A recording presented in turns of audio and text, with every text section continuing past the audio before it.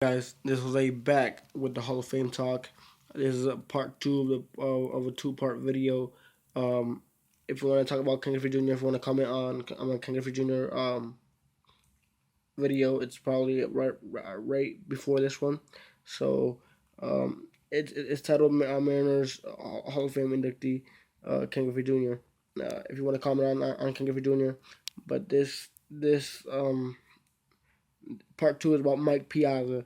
Now, Mike Piazza was the total opposite of Ken Griffey Jr. When we talk about where he got drafted.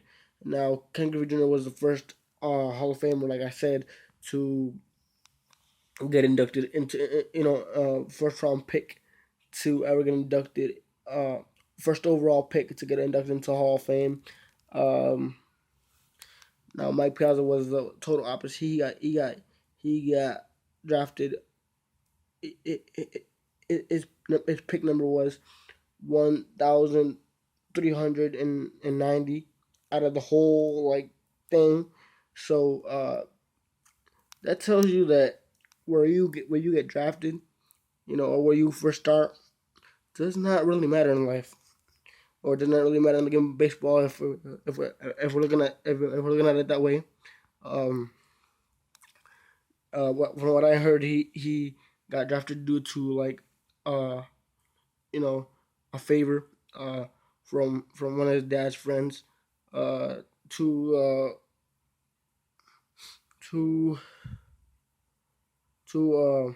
one of the managers uh, of the Dodgers, and I right now can't remember his name. Oh, Tommy Lasorda, yeah, Tommy Lasorda, and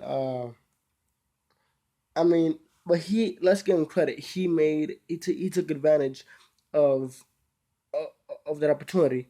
I mean, he ended up being the greatest hitting catcher of all time with 400 plus home runs, um, hit for average. Uh, you know, did not really grasp the the catching thing right away, but he got it done. I mean, he was a guy that got done right. Even though there is some smoke, there was some speculation of him taking steroids, but there is no proof. So as long as there is no proof, to me, um, he's clean. Like the judicial court. It's like um, you're innocent until proven guilty. So, I can't really say that he's guilty. So, I believe him. But yeah, he took advantage, and he deserves this. I mean, I know I'm only 20 years old. I probably saw the tail end of his career, but I do know my MLB history. This guy,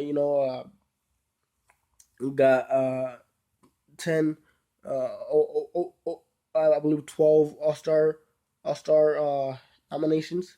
So I mean, this guy was special to watch. Usually, and especially now, not now you see the catchers hitting, 260, uh, if that, and they're happy with it.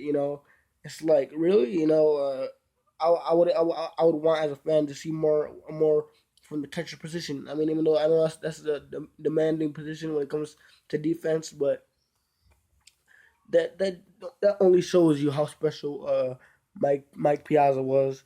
Um, and, oh yeah, and he is going in. I know he wore like four caps, four uniforms, and he also wore this one as he went up their system. Um, but he is going in as a Met. So Met Nation, stand up. Met Nation, show your appreciation.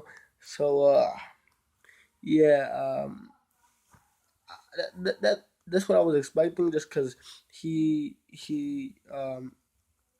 spent the bulk of his career with the Mets. You know, so yeah, like I said, uh, there's no other words to describe this. Uh, I guess the one word that comes into mind. Uh, I'm sorry, I'm checking the camera. Um, when we talk about Mike Piazza is determination. You know, once you got that determination, there's nothing you can't reach. You know, so it's like, you just need the opportunity, the opportunity. So you need to seek the opportunity, I guess. So yeah, he made the most of his opportunity, and look where he is now in the Hall of Fame. Uh, I think that should be a lesson to all of us. To strive for greatness in anything we do. You know, like my dad always told me, uh, if you're gonna do something, do it right. If you're not gonna do it right, don't do it at all. So yeah. So congratulations to Mike Piazza and the Piazza family, and also the Mets organization for having another Hall of Famer inducted into the Hall of Fame. Um, Another player inducted into the Hall of Fame, and that just adds to the rich history of this sport. So uh, I'm happy to be able to be making this video.